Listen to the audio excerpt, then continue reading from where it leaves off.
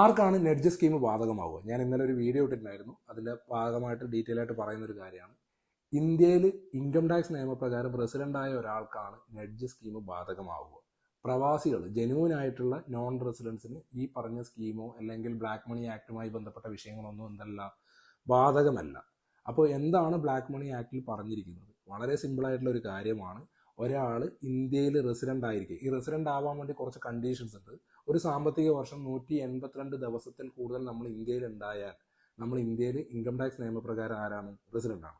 അങ്ങനെയുള്ള ഏതെങ്കിലും സാമ്പത്തിക വർഷം നമ്മൾ വരുമാനം ഉണ്ടാക്കുകയും ആ വരുമാനം ഇൻകം ടാക്സ് റിട്ടേണിൽ കാണിക്കാതെ വിദേശത്ത് എവിടെയെങ്കിലും കൊണ്ടുപോയിട്ട് എന്തെങ്കിലും അസറ്റിൽ ഇൻവെസ്റ്റ് ചെയ്തിട്ടുണ്ടെങ്കിൽ അതിനെ ഫോറിൻ അസറ്റ്സ് എന്ന് പറയും.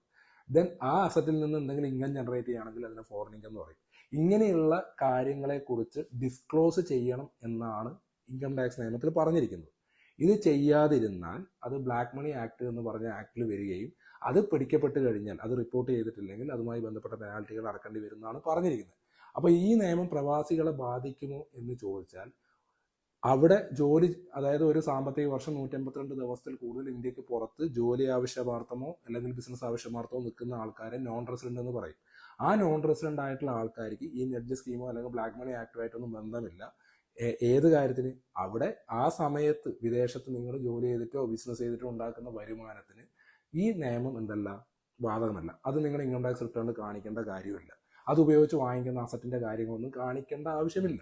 പിന്നെ എപ്പോഴാണ് നെഡ്ജ് സ്കീം പ്രവാസികളെ ബാധിക്കുക? നിങ്ങൾ ഇന്ത്യയിൽ റെസിഡന്റ് ആയിരിക്കെ ഇവിടുന്ന് എന്തെങ്കിലും കണക്കിൽപ്പെടാത്ത പണം കൊണ്ടുപോയിട്ട് വിദേശത്ത് ഇൻവെസ്റ്റ് ചെയ്ത് കഴിഞ്ഞാലാണ് നെഡ്ജ് സ്കീം ബാധകമാവുക.